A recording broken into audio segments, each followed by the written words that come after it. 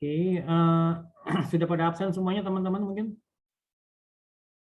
Oke ya, saya share screen.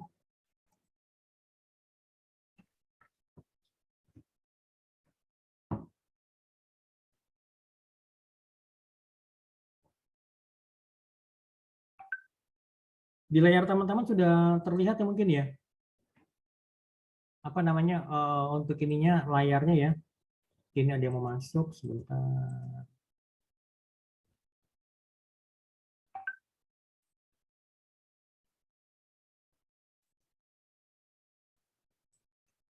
Sebentar saya bikinin dulu. Oke, kita bicara sekarang mengenai statistika probabilitas gitu ya. Apa sih yang dimaksud dengan probabilitas itu gitu loh? Probability gitu kalau dalam bahasa Inggrisnya kan. Oke, kita lihat arti dan juga pentingnya probabilitas. Jadi probability atau probabilitas itu merupakan suatu nilai yang digunakan untuk mengukur besaran tingkat kemungkinan terjadinya suatu kejadian yang sifatnya random atau sifatnya acak gitu loh. Nah, random event atau kejadian acak itu merupakan sebuah kejadian yang tidak dapat ditentukan dengan pasti sebelumnya. Jadi bisa jadi mungkin itu kejadian atau mungkin sama sekali tidak terjadi gitu kan ya. Nah, jadi probabilitas ini adalah merupakan suatu frekuensi yang sifatnya relatif dari suatu sukses yang diperoleh jika suatu percobaan itu dilakukan berulang-ulang sampai tidak terbatas dalam situasi dan kondisi yang sama. Nah, jadi di sini ada probabilitas. Jadi kita ada dua istilah ya. Yang pertama itu adalah probability atau probabilitas. Jadi suatu nilai yang digunakan untuk mengukur tingkat kemungkinan terjadinya suatu kejadian, di mana kejadian ini sifatnya itu acak atau random gitu loh. Nah, kejadian acak atau random event itu adalah merupakan kejadian yang tidak dapat ditentukan dengan pasti sebelumnya. Jadi dalam artian gini, mungkin dari misalnya dari 100 kali kejadian, mungkin dari 100 kali percobaan mungkin 2 atau 3 kali muncul gitu loh. Atau bahkan mungkin dalam 100 kali ini mungkin sama sekali nggak muncul, atau mungkin cuma satu kali aja kemunculannya gitu kan. Jadi kita nggak bisa menentukan kira-kira berapa kali munculnya gitu ya. Oke, ini kita bicara mengenai statistik. Statistik jadi itu ada banyak teori ya. Jadi saya minta teman-teman misalkan nanti kalau pas lagi saya jelaskan mungkin ada Pak butuh informasi lebih lanjut atau mungkin ada yang tidak dimengerti, langsung aja tolong saya diinterrupt gitu ya. Oke, teman-teman ya. Oke, let's go back here. Here we go. Oke, udah jelas ya dari probabilitas, kemudian juga ada random event atau kejadian acak. Oke. Nah, sekarang kita lihat rumusnya nih. Nah, ini mungkin yang agak membingungkan kalau biasanya kalau statistik itu karena ada lambang-lambang atau simbol-simbolnya gitu kan. Bila kejadian A itu terjadi dalam M cara pada ruang sampel S yang terjadi dengan N cara, jadi ada M, jadi kejadian A itu terjadi dalam M cara dan ruang sampel atau S itu terjadi dengan N cara, maka probabilitas kejadian A itu adalah sama dengan, jadi kenapa disebut dengan P? P itu adalah probabilitas kan. P dalam kurung A sama dengan N dalam kurung A dibagi N dalam kurung S. A-nya itu adalah apa tadi?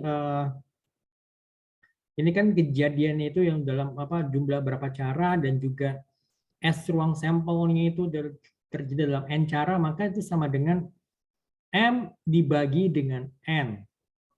Perhatikan ya, M dibagi dengan N gitu ya. Nanti lebih jelas nanti ada beberapa contoh soal. Jadi permasalahan ini harus memenuhi ketentuan. Jadi probabilitas A itu harus merupakan bilangan yang sifatnya non negatif atau tidak bernilai negatif, yaitu PA itu irisan atau bagian tidak sama dengan 0 untuk union 0 gitu ya. Oke.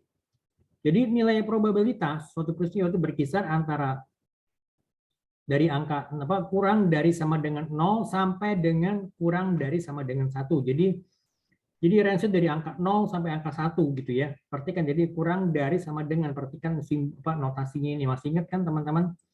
Notasi matematika ini, simbol-simbol matematika seperti ini kan. Jadi ini kurang dari sama dengan 0, berarti bisa jadi nilainya 0 atau mungkin lebih dari 0. Tetapi kurang dari sama dengan 1. Berarti nilainya itu antara 0 sampai dengan 1. Bisa jadi mungkin nilai yang paling tinggi itu adalah 1, atau nilai yang paling kecil itu adalah 0. Ya. Atau mendekati 0 atau mendekati angka 1 gitu loh. Jelas ya, itu nilai probabilitas dari suatu peristiwa gitu ya. Ya kan, jadi nggak mungkin nilainya lebih dari 1, atau nilainya itu minus atau di bawah 0. Jadi paling kecil 0 atau paling besar pun 1 gitu ya. Nah, kemudian jumlah probabilitas A ditambah dengan A garis atas itu atau bukan A harus sama dengan 1 gitu ya. Jadi perhatikan ini, atau PA ditambah dengan PA yang ada garis di atasnya itu sama dengan 1. Jadi jumlah probabilitas A ditambah dengan yang bukan A itu harus sama dengan 1 gitu ya. Berarti kalau gitu PA probabilitas A itu sama dengan 1 dikurang A, atau 1 dikurang probabilitas yang bukan A gitu loh. Jelas teman-teman semuanya? Ngerti nggak? Ini semuanya nih masih kita bicara mengenai notasi matematika gitu ya. Jadi kalau mungkin kalian masih ingat ya dulu dari namanya kalimat matematika itu seperti itu. Jadi misalnya jadi apa namanya PA itu, jadi probabilitas A itu nilainya antara 0 sampai dengan 1. Jadi gitu kan. Jadi bisa jadi PA itu sama dengan 0, atau bisa jadi PA itu sama dengan 1, atau di antara 0 sampai dengan 1 gitu loh. Misalnya berapa? Misalnya sepertiga atau seperempat, itu yang dimaksud dengan yang sesuai dengan range tadi ini loh. Ngerti nggak teman-teman? Ini agak ngejelimet ini. Nah, ini kan, ini perhatikan ini ya. Ini kan jadi ini nilai ini kan antara 0 sampai dengan 1. Berarti kira-kira berapa? Misalnya ada seperempat, setengah gitu kan ya, seperlima, atau mungkin 2/3, ya kan? Atau mungkin 1/20, ya gitu kan? Ya berarti bisa jadi mungkin ya nilainya akan semakin mendekati angka 0 atau mendekati angka 1 gitu loh. Misalnya berapa? Misalnya 2/3 gitu kan, atau mungkin berapa? 3/4 gitu kan ya. Nah, itu kan berarti semakin mendekati angka 1 gitu kan ya. Oke, jelas nggak sampai sini teman-teman? Ada yang bertanyakan? Guys, any questions? Zawhara? Pusing tuh. Belum ada, Pak. Saya juga bingung mau nanya apa, saya nggak ngerti. Bener ya? Amalia? Fatin? Andini mungkin? Teman-teman yang lain? Sevi? Fajri? Oke, atau mungkin Ayu ada yang tanyakan? Belum ada, Pak. Oke, kita lanjut lagi ya. Nanti kalau ada yang bertanyakan, monggo silakan lanjut aja ya. Langsung aja ditanyakan ke saya gitu ya. Oke, next. Here we go. Nah, sekarang kita lihat ini dadu. Mungkin kalau teman-teman di rumah ada yang pernah main monopoli, masih ingat ya, ada yang dadunya itu yang kecil tuh yang ada titik 1, titik 2, titik 3 sampai dengan titiknya ada 6, itu merupakan dadu atau. Nah, perhatikan dadu itu ada berapa sisi sih sebenarnya? Itu kan ada 6 sisi kan, sesuai dengan jumlah titik, dengan titiknya itu kan. Nah, bayangin dadunya gitu loh. Oke, sekarang kita lihat di sini dadunya. Sebuah dadu yang seimbang memiliki 6 sisi. Dadu itu ada 6 sisi tuh. 5 dari ke-6 sisi tersebut dicat biru. Jadi ada 5 sisi yang dicat warna biru. Dan sisanya yang satu itu dicat dengan warna hijau. Nah, bila dadu tersebut dilempar sebanyak 1 kali, kira-kira berapa probabilitas munculnya sisi yang bercat biru atau sisi yang berwarna biru? Kemudian probabilitas munculnya sisi yang bercat hijau. Kira-kira berapa? Gitu kan? Oke, nah kemudian kalau kita lihat di sini, yang berarti kan kalau gitu probabilitas yang sisi yang bercat biru, atau misalnya kita bikin notasinya adalah P biru gitu kan ini ya, P biru ini loh. Berarti P biru itu sama dengan 5/6. 5 dari mana? 5 itu adalah yang tadi nih, 5 sisi yang dicat warna hijau. 6-nya dari mana? Dari itu kan ada 6 sisi. Berarti kan di sini nih, berarti 5/6 gitu loh. Ini frekuensi probabilitas munculnya sisi yang berwarna biru. Oke, kemudian probabilitas munculnya sisi yang bercat hijau atau yang berwarna hijau, itu kan kita lihat di sini ada satu sisi yang berwarna hijau. Nah, berarti 1/6 gitu loh. 6-nya dari mana? Dari jumlah sisi yang ada pada sebuah dadu gitu loh. Kebayang ya teman-teman ya, saya nggak punya dadu sih, saya kemarin sempat nyari dadu kok nggak ada. Mungkin kalau yang pernah main monopoli itu masih inget nggak? Ya, saya nggak tahu ya. Kalian udah dulu saya sempat ngalamin permainan monopoli gitu. Jadi pakai uang apa? Ya ada uang-uangan, terus saya pakai apa? Yang ada yang ada penjara-penjaraannya. Kemudian misalnya beli properti, sewa properti, nah gitu kan. Nah seperti itu. Jadi kayak yang apa? Kalau udah megang duit banyak tuh kayak kaya banget gitu loh. Nah terus pas lagi masuk penjara udah deh habis duitnya gitu kan. Nah, jadi ya dadunya itu, jadi kan misalkan kalau kita lempar dadunya itu berapa sih, misalnya kira-kira berapa sih probabilitas munculnya angka 1 gitu kan? Berapa sih probabilitas munculnya angka 2 sampai kepada berapa sih probabilitas munculnya angka 6? Itu kan berarti kita lihat angka 1 ada berapa sisi? Berarti kan ada 1, berarti 1/6 gitu kan ya. Kemudian angka 2, berarti kan munculnya berapa? Berarti angka 2 ini kan hanya ada 1, berarti kan ya tetap juga berarti kan 1/6 gitu loh. Gitu. Kecuali misalkan kalau kalian mau mencoba melihat misalnya berapa sih probabilitas munculnya angka genap. Angka genap itu berapa aja? Ada yang tahu nggak? Genap. 2, 4. 2, 4, terus 6 gitu kan. 6. Berarti kan ada 3. Ada 3 sisi kan, 2, 4, dan 6. Itu kan itu yang sisi angka genap kan. Berarti kalau gitu probabilitasnya adalah 3/6 gitu loh. Ya kan, 3-nya dari yang angka 2, 4, dan 6. 6-nya dari mana? Kan ada 6 sisi gitu kan. Berarti peluang itu adalah 3/6 atau 1/3 gitu loh. Demikian juga nanti ada kita beberapa contoh-contoh soalnya nih. Nah, demikian juga misalkan kalau kalau misalkan untuk yang angka ganjil. Angka ganjil berapa aja? Kan jadi angkanya ada 1, 3, dan 5. Berarti ada berapa? Berarti kan ada 3 sisi kan?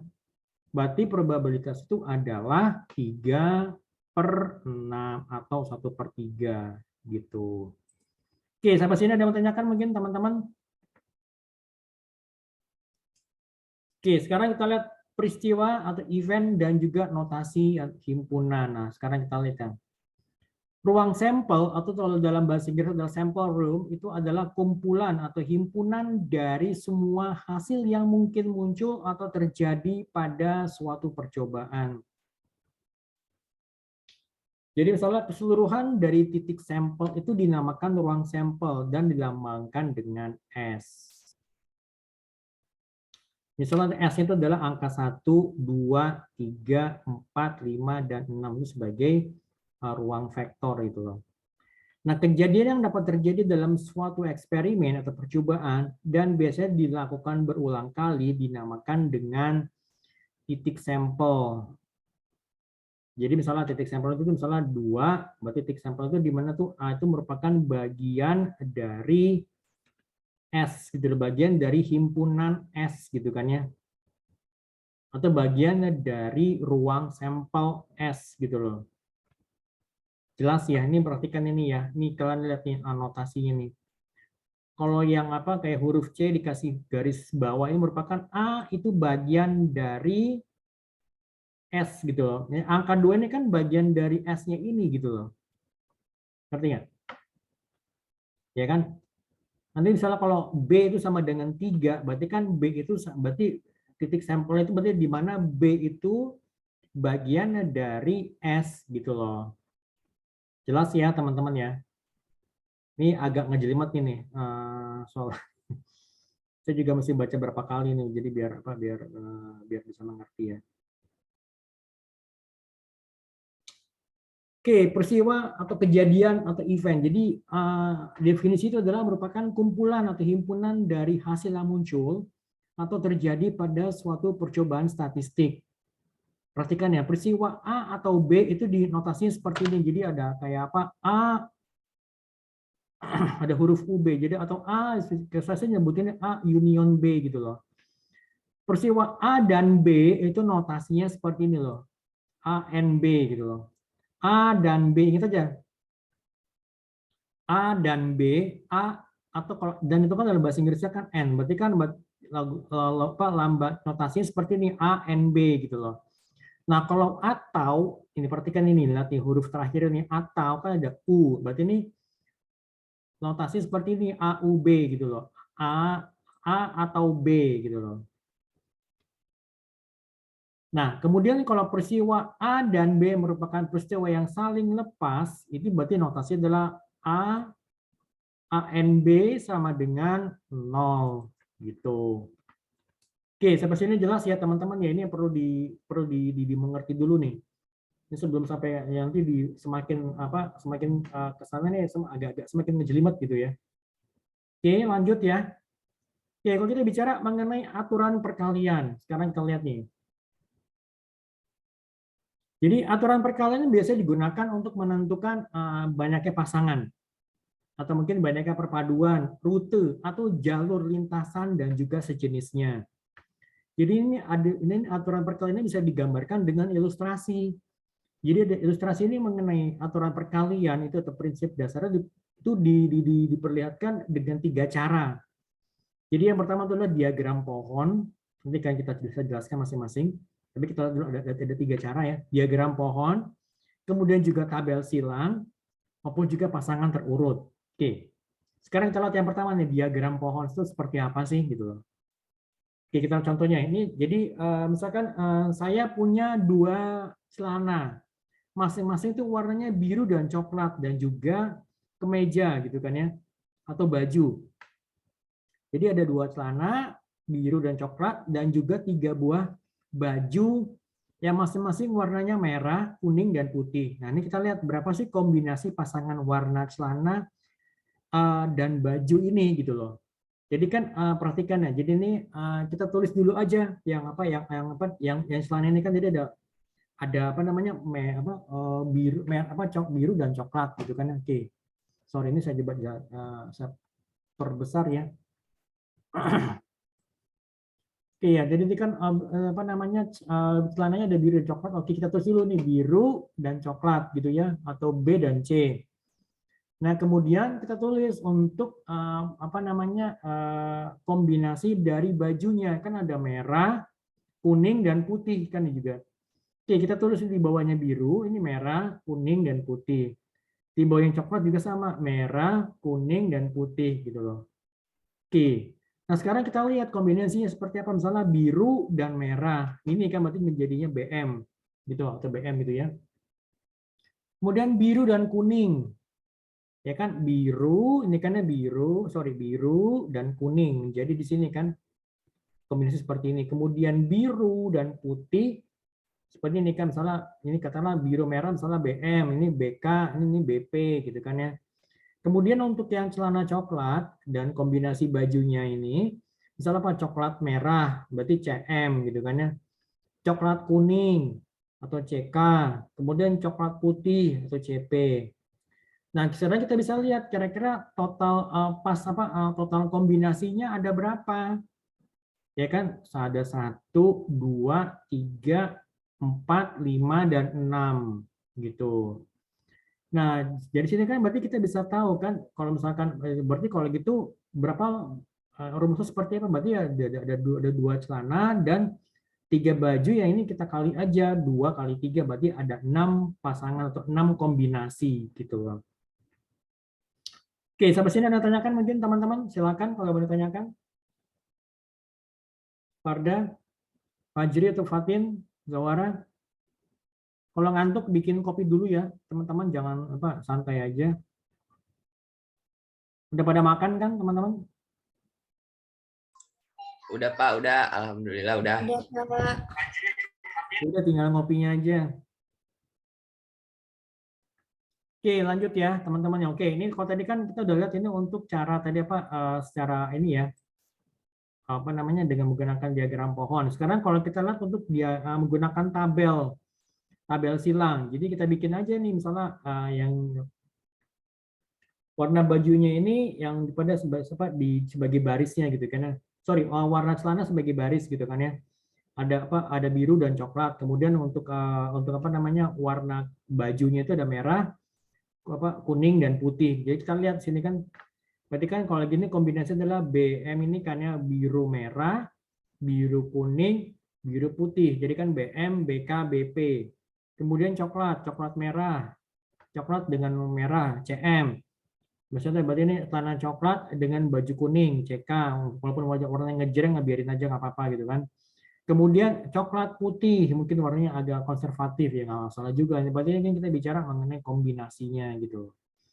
Nanti berarti ada 6 kombinasi ya teman-teman ya. Nah kemudian juga kita lihat dengan pasangan terurut. Ya udah kita urutin aja. Misalnya apa?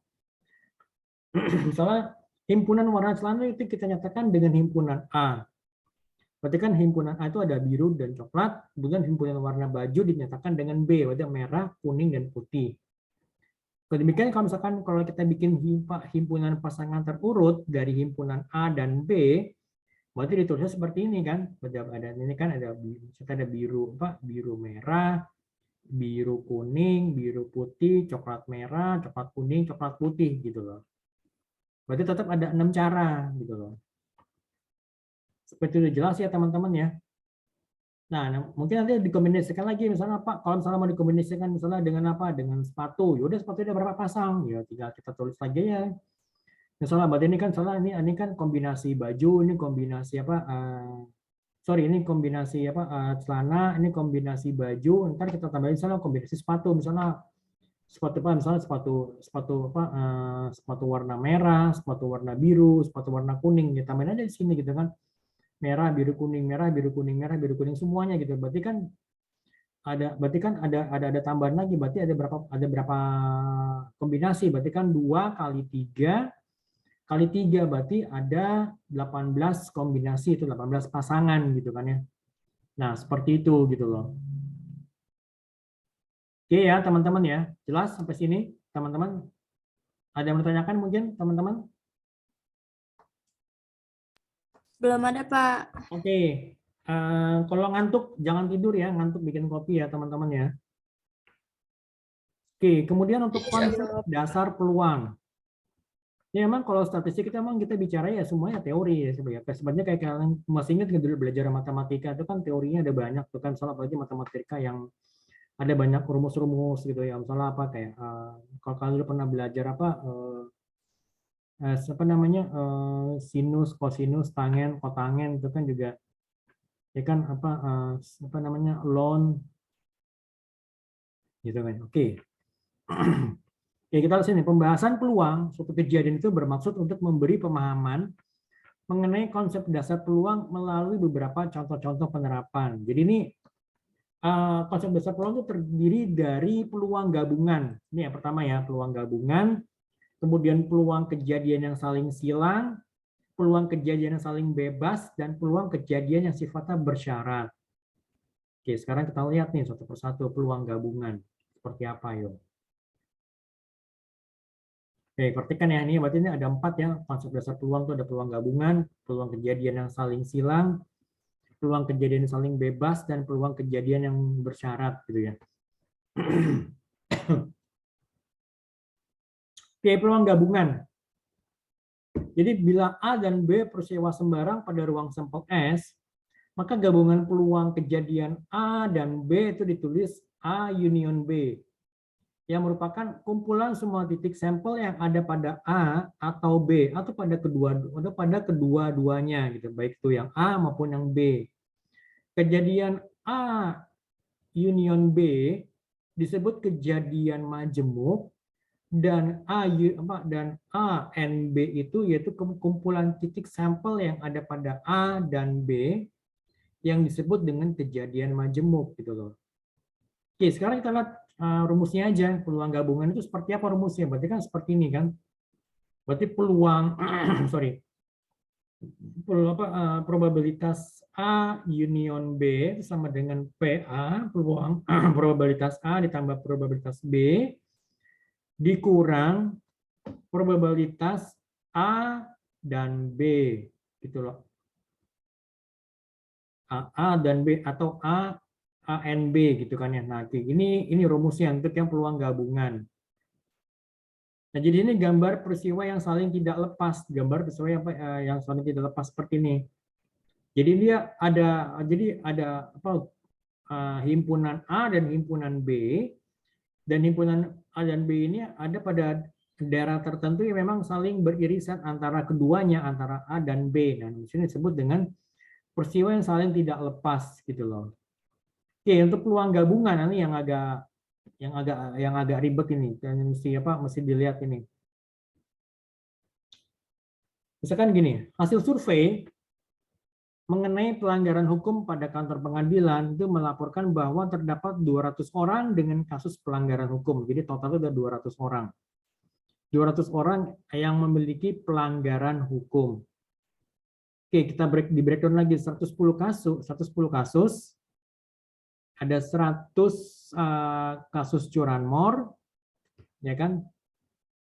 Ini soalnya soalnya tuh ternyata tuh nggak lengkap ya. 110 kasus, 100 kasus curanmor, dan 40 diantaranya terjerat hukum karena kasus narkoba dan curanmor. Misalkan pelanggaran hukum narkoba itu NR, curanmor itu C, seluruh kasus pelanggaran itu sama dengan S, gitu kan ya. Kasus pemerkosaan itu adalah K, sehingga NS itu adalah, perhatikan ya, NS itu jumlah kasus keseluruhannya itu ya, berarti NS itu 200, N dalam kurung NR itu narkoba itu adalah 110, ya kan, 110 jadi 110 itu sebenarnya 110 kasus narkoba gitu loh. 110 kasus narkoba gitu kan ya. Nah, kemudian NC itu untuk yang yang curanmor ini kan, curanmor ada 100 kan, dan NK itu ini yang 30 itu adalah, nggak jelasin, sorry, ini yang kasus pemerkosaan ada 30, dan jumlah N dan C ini jumlah apa ya tadi ini yang sorry, ini yang jadi N itu yang coba namanya narkoba dan curanmor gitu kan. Berarti ini N dan C ini berarti 40 ini kan. Oke, ini agak membingungkan ya. Jadi ini P probabilitas NR dan peluang gabungan ini ya, perhatikan ya, peluang gabungan itu kan dari rumusnya ini sebelumnya ini ya. Ya kan? Jadi P peluang NR union C sama dengan PNR ditambah peluang narkoba plus peluang curanmor dikurang peluang narkoba dan curanmor gitu loh. Berarti ini kita lihat peluangnya itu kalau narkoba itu kan berarti ada 110 per 200 kan, narkoba ini kan ada 110 kasus kan, ya kan. Nah, kemudian ditambah peluang tadi yang curanmor itu 100 per 200. 200 yang mana? 200 karena total 200 orang dengan kasus pelanggarannya dikurang PNR, dan ini berarti yang kasusnya yang kayak ada dua kasus bersamaan, itu yang narkoba dan curanmor itu ada 40 kasus gitu kan ya. Gitu. Nah, berarti sama dengan 170 per 200 sama dengan 85 per 100 gitu kan ya. Ini kita bagi dua gitu kan. Yang 70 bagi 2 sama 85, yang 200 bagi 2 sama dengan 100. Jadi sama dengan 0,85. Jadi peluang kasus narkoba atau curanmor itu adalah 0,85 atau 85% gitu loh. Nah, kemudian untuk yang kasus pemerkosaan itu sama dengan P, itu kan yang P, probabilitas yang K-nya itu sama dengan 30/200 atau 0,15 atau 15% gitu kan ya. Gitu. Oke. Ini peluang gabungan. Jadi ini peluang gabungan dalam artian jadi yang tadi yang kasus curanmor dan narkoba itu kira-kira peluangnya berapa persen dari total semuanya gitu kan ya. Gitu. Oke, sampai sini Anda tanyakan mungkin teman-teman silakan. Go ahead. Silakan kalau menanyakan sebelum kita lanjutkan lagi. Ini agak ngejelimet ya. Jadi kalau bingung ya pegangan gitu ya. Maksudnya bingung ya nanya gitu. Oke, lanjut ya. Oke, ini peluang gabungan sudah. Kita langsung kepada peluang kejadian yang saling asing. Jadi peristiwa yang saling lepas atau mutually exclusive. Jadi bila A dan B dua kejadian sembarang pada S dan berlaku, A dan B ini tidak itu sama dengan tidak terhingga. Jadi misalnya itu tidak ada anggotanya.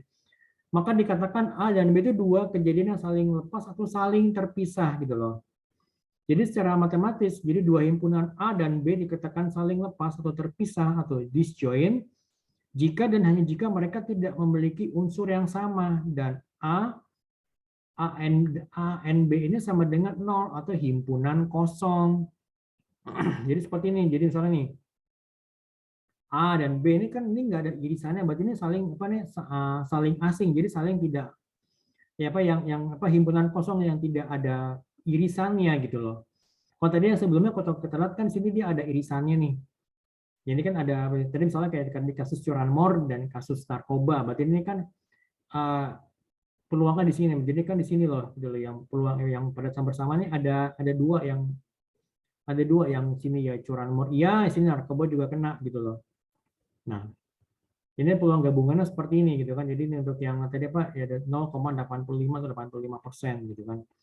Nah, kalau sini berarti ya himpunan kosong karena saling tidak terkait antara satu dengan lainnya. Yang A ada di sini, yang A ada di atas, kemudian yang B di bawah, C itu ada di tengah yang agak menjorok ke kanan gitu. Jadi ini nggak ada hubungannya atau saling asing satu dengan yang lainnya gitu. Oke. Kita lihat sini peluang kejadian yang saling asing. Bila A dan B saling lepas dan merupakan peristiwa dalam sebuah ruang sampel yang terbatas, maka berarti P dalam kurung A atau B ya sama dengan PA peluang A ditambah peluang B, di mana A dan B itu peluang di mana A dan B itu sama dengan himpunan kosong. Berarti peluang A dan B itu adalah himpunan kosong gitu loh. Nah, kita lihat di sini. Bila sebuah dadu dilempar sekali, berapakah probabilitas timbulnya mata dadu 1 atau 3? Nah, seperti yang saya jelaskan tadi ya. Jadi, jika A, kita lihat A ini merupakan peristiwa timbulnya mata dadu 1, kemudian yang B itu peristiwa munculnya mata dadu 3, maka sini PA itu sama dengan 1/6. Dan PB itu sama dengan 1/6 gitu loh. Nah, ini A dan B itu merupakan dua peristiwa yang saling lepas, yang saling tidak berhubungan gitu kan. Berarti apa? Berarti ini kan sini peluang A atau B itu sama dengan PA ditambah PB, berarti 1/6 ditambah 1/6 sama dengan 2/6 atau 1/3.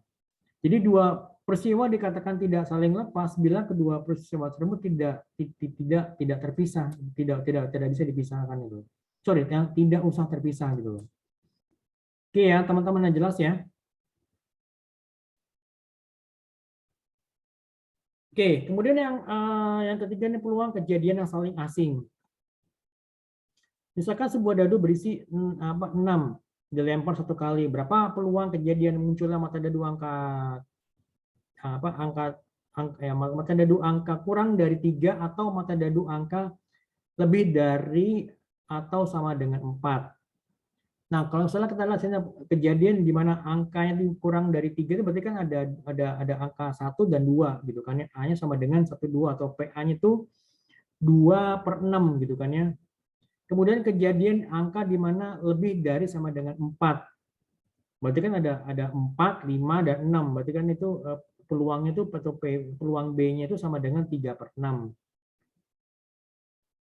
Nah, kemudian A dan B itu kejadian yang saling lepas, maka itu sama dengan PA ditambah PB, peluang A ditambah peluang B, 2/6 ditambah 3/6 sama dengan 5/6. Gitu. Oke, seperti ini ditanyakan mungkin teman-teman. Silakan.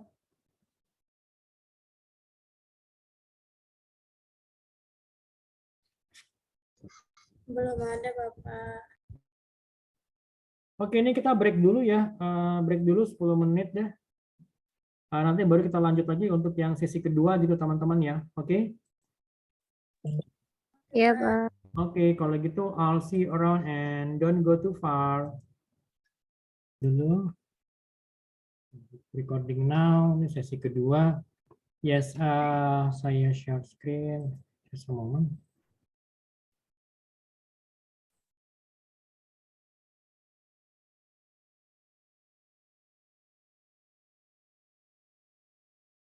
Oh, sorry, kok bukan ini, bukan ini.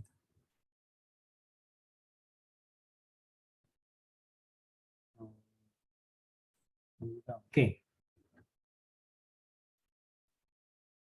Oke, lanjut ya teman-teman ya. Sekarang kita bahas mengenai peluang kejadian saling bebas.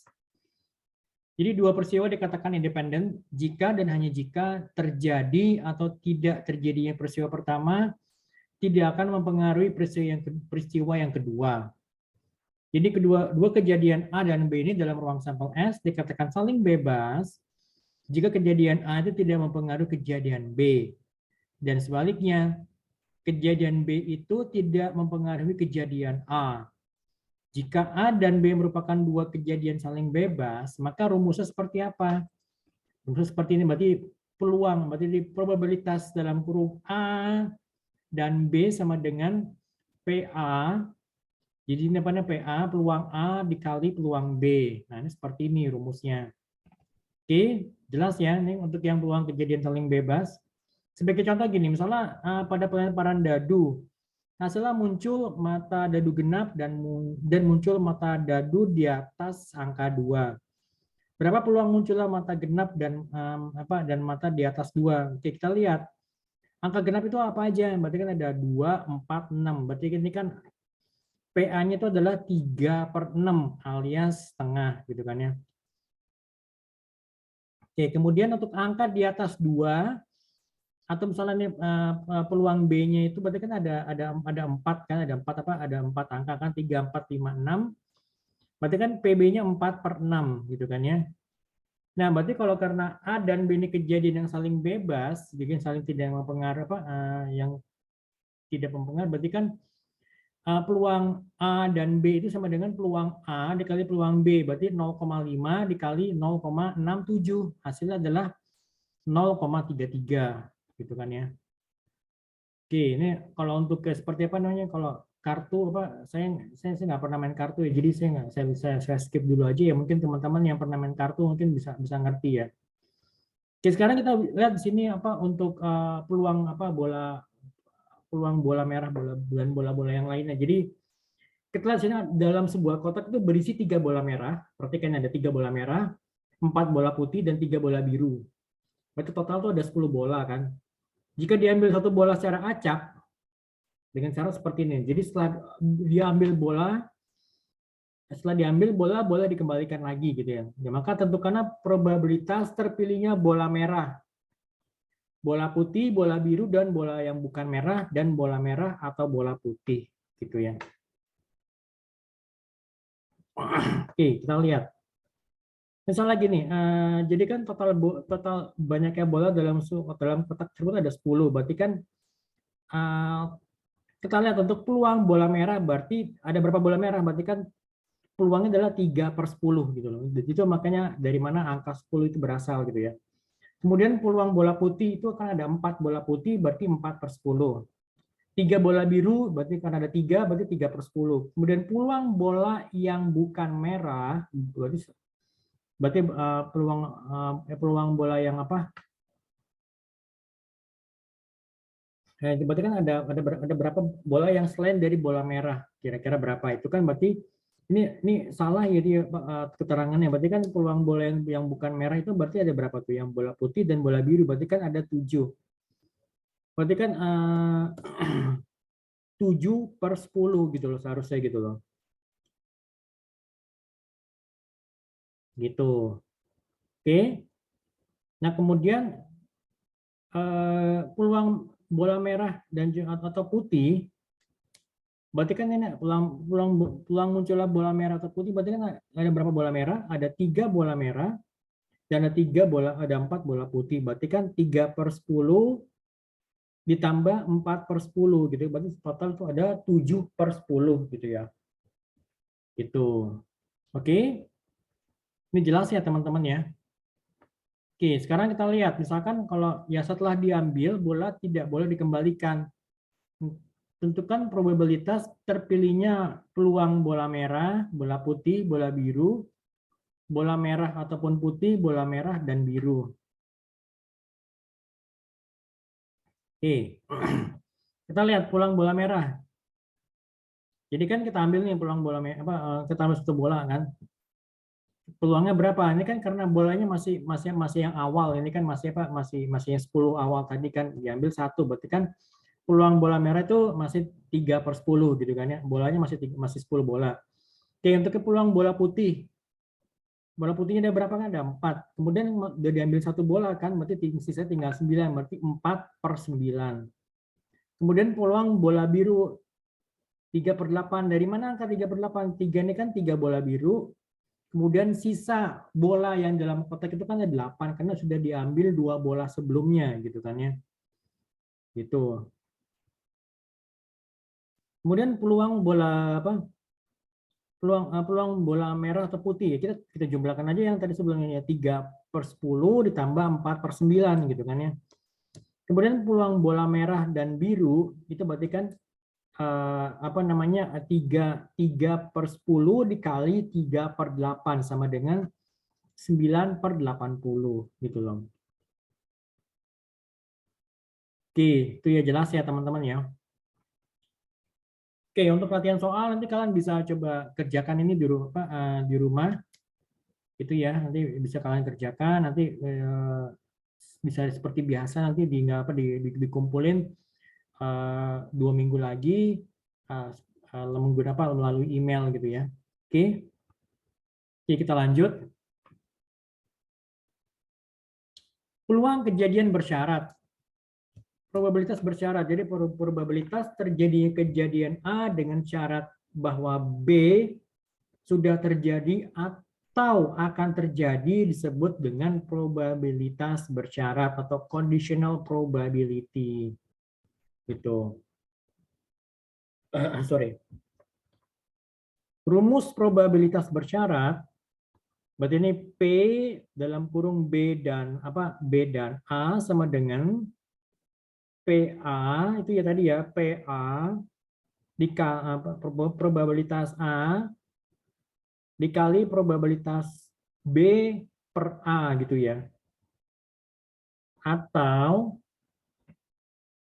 misalkan kalau probabilitas A dan B itu sama dengan probabilitas B dikali probabilitas A per B. Perhatikan urutannya ya. Kalau misalnya ini ya urutannya ini, perhatikan ini. P ini ya kan. Jadi kalau ini P probabilitas B dan A berarti sama dengan ini berarti yang dikeluarkan adalah probabilitas yang A dulu dikali probabilitas B per A gitu ya. Nah, kemudian kalau sini kalau misalnya atau probabilitas A dan B berarti sama dengan probabilitas B berarti B-nya dulu dimunculin dikali probabilitas A per B gitu ya. Perhatikan, bila A dan B merupakan peristiwa yang independen dan memiliki probabilitas yang lebih besar dari 0, maka probabilitas A per B sama dengan probabilitas A dan probabilitas B per A sama dengan probabilitas B gitu. Oke ya. Oke, kita lihat sini, nanti kita lihat ada contoh-contohnya ya.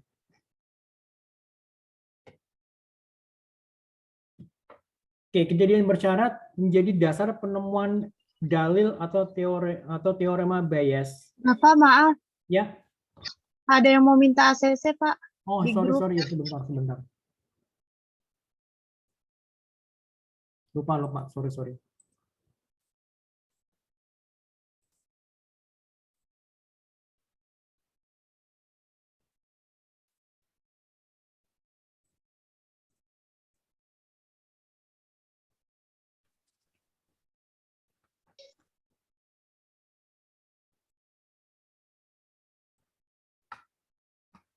Oke, lanjut ya, teman-teman ya. Oke, sebentar, ini sembari saya bikin absennya dulu.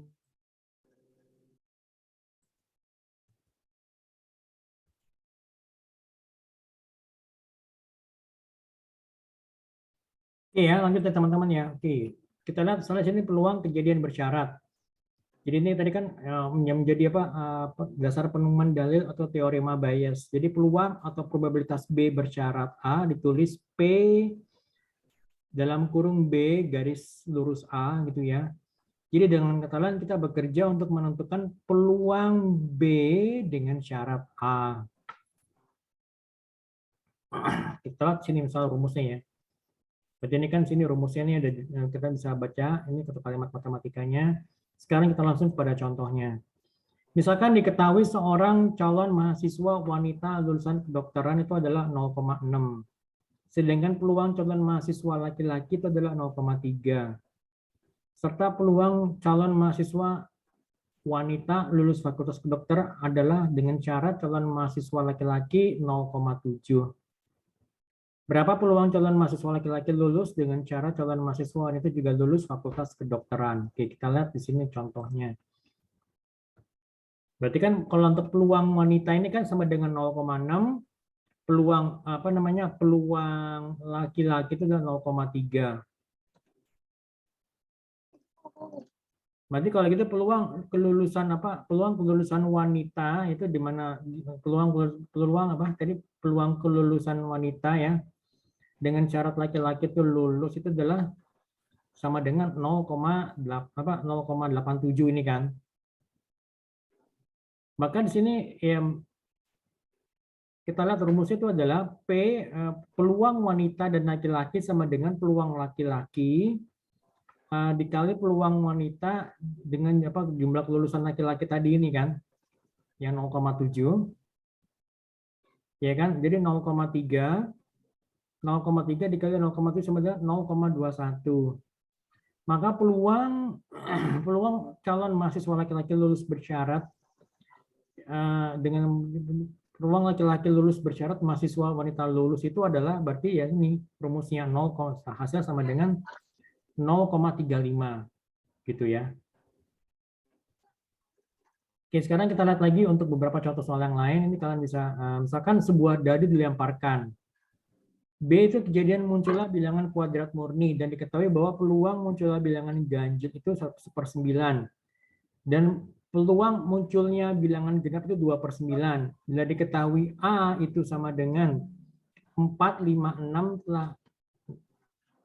telah terjadi, maka tentukanlah peluang B garis lurus A. Oke, sampel itu berarti kan 1 sampai 6 itu ya kan? Kemudian untuk peluang munculnya genap itu adalah 2/9, untuk peluang munculnya ganjil 1/9. Sedangkan untuk peluang munculnya bilangan kuadrat murni itu adalah 1 dan 4. Jelas kan 1 dari mana? Berarti kan 1 kali 1 sama dengan 1, 2 kali 2 sama dengan 4. Sedangkan kalau 3 kali 3 sama dengan 9 itu kan sudah bukan bagian dari sampelnya lagi kan. Nah, kemudian A itu adalah, tadi ini kan 4, 5, 6 ya. Berarti peluang A itu sama dengan berarti apa? Berarti 456 ini kan peluang A berarti 2/9 ditambah 1/9 ditambah 2/9 berarti total itu adalah 5/9 kan. Yang A dan B itu sama dengan 4 ya kan? Di mana itu ya maksudnya yang gabungan antara yang A dan B itu ada 4, makanya P peluang A dan peluang B itu sama dengan 2/9. Berarti peluang terjadinya munculnya bilangan kuadrat murni ya dengan cara tidak lihat dari 4, 5, 6 itu adalah ini kan 2/5. Dari mana salah ini kita lihat dari masukin di rumusnya sini kan gitu loh. Gitu. Oke. Jelas teman-teman?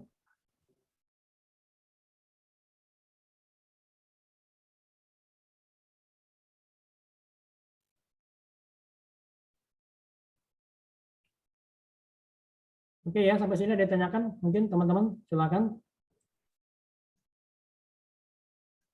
Oke, untuk yang tugas nanti coba aja dikerjakan. Nanti saya juga, masa sembarangan nanti saya juga bikin coret-coretnya.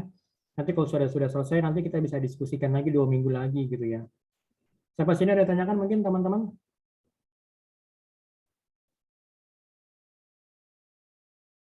Silakan. Tugasnya buat latihan doang apa gimana, Pak? Ya, latihan seperti biasa. Dikumpulin, Pak?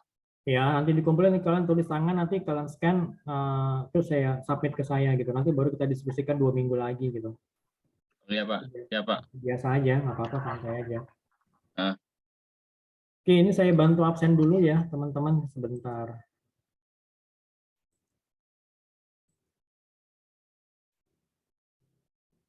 Nur Asia tadi hadir ya, Nur? Tadi Nur ada ya, sebentar. Ini saya belum... Coba.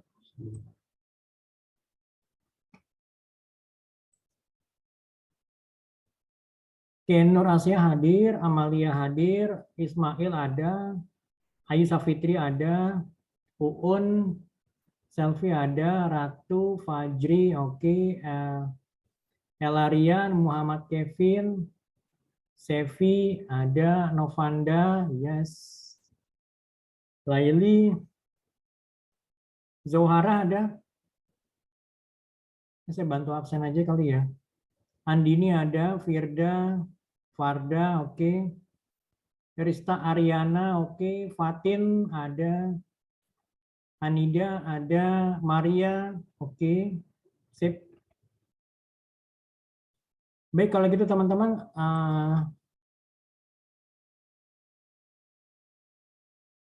Ada yang mau tanyakan mungkin sampai sini? Guys, any questions? Silakan. Pak, yang tadi nanti dimasukin YouTube, Pak, biar bisa dilihat ulang gitu, Pak. Seperti biasa ya. Oh iya, Pak, siap, Pak. Jadi nanti saya coba bikinin coret-coretannya ya untuk yang untuk yang latihan soalnya. Jadi nanti bisa kita diskusikan 2 minggu lagi atau paling enggak 3 minggu lagi paling lambat gitu ya.